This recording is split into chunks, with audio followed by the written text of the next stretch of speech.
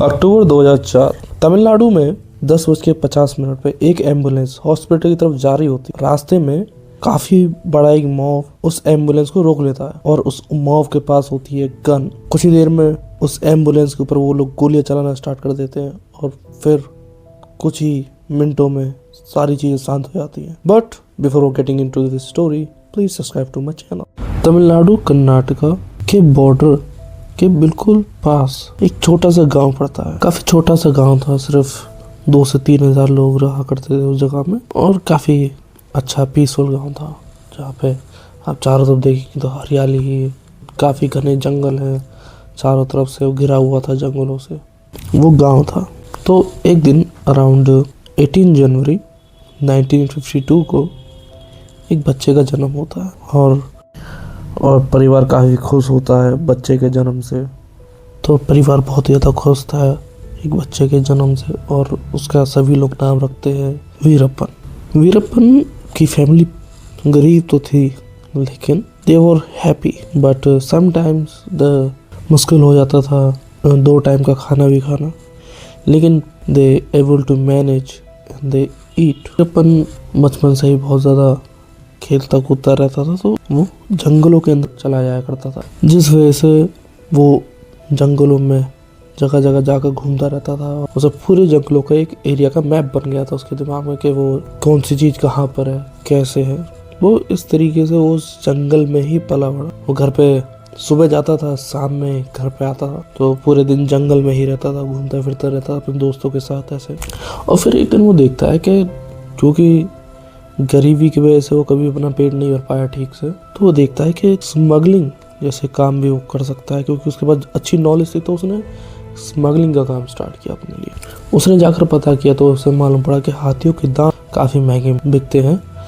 तो उसने फिर हाथियों की शिकार से अपनी तस्करी की शुरुआत। फिर धीरे धीरे उसने जब पैसा इकट्ठा किया, फिर उसकी भूख पड़ी और फिर उसने देखा कि चंदन की भी तस्करी कर सकते हैं, तो धीरे धीरे उसने चंदन की तस्करी की शुरुआत करी।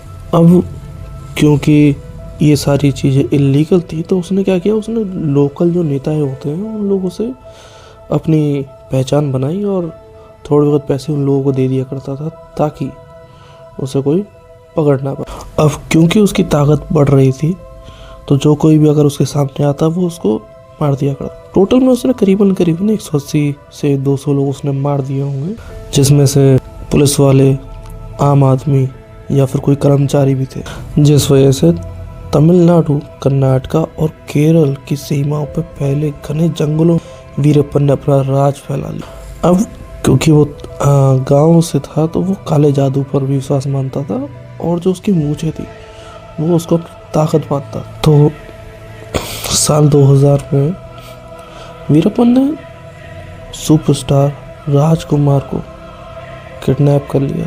अब इससे हर कोई हैरान था कि वीरप्पन ने ऐसा कैसे कर सकते हैं। फिर उसके बाद जो वीरप्पन को पकड़ने की जिम्मेदारी थी वो दे दी जाती है इंस्पेक्टर अर्जुन सिंह को और उनकी टीम के पास ये जिम्मेदारी आती है।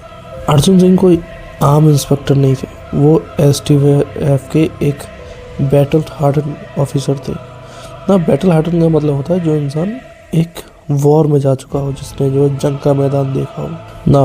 अर्जुन सिंह को अपनी कमान संभालने में टाइम लग गया। 2003 में जब अर्जुन सिंह ने कमान संभाली तो उन्होंने समझा कि वीरप्पन को पुराने तरीकों से नहीं पकड़ा जा सकता। अर्जुन सिंह उन्होंने STF की रीडायरेक्ट किया, जिसमें उन्होंने 750 एलीट कमांडो को ट्रेन टीम को तैयार किया। उन्हें गोरिल्ला वॉरफेयर की ट्रेनिंग दी गई, साथ ही हाईटेक इलेक्ट्रॉनिक्स जैसे कि नाइट विजन गॉगल्स और ड्रोन्स चलाने की ट्रेनिंग दी गई।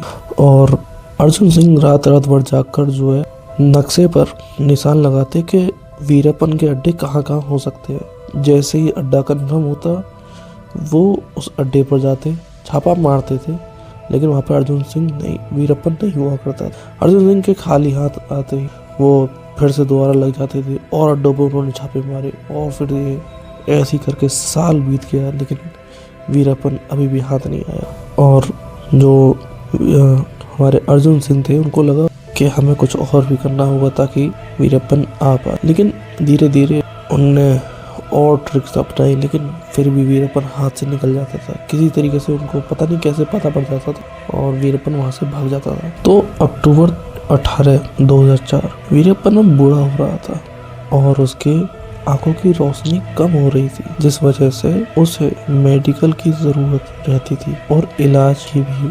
अर्जुन सिंह की टीम के एक इन्फॉर्मर ने खबर दी कि वीरप्पन अपनी आंखों के इलाज के लिए एक फेक एम्बुलेंस में बाहर निकलने वाला है।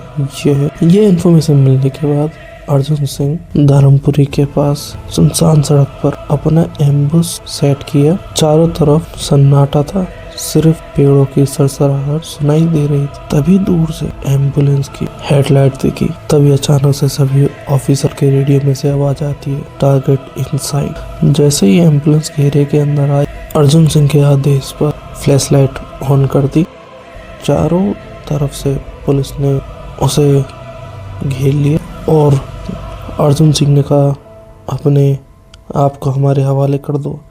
लेकिन वीरप्पन हार मानने वाला नहीं था। उसने अपनी AK-47 निकाली, लेकर बाहर निकला और गोलियां की बौछार कर दी। जवाबी कार्रवाई में अर्जुन सिंह की टीम ने भी फायरिंग शुरू की। कुछ ही मिनटों में अफरा तफरी थम गई और एम्बुलेंस गोलियों से छल्ली हो और उसके अंदर वीरप्पन की लाश पड़ी थी।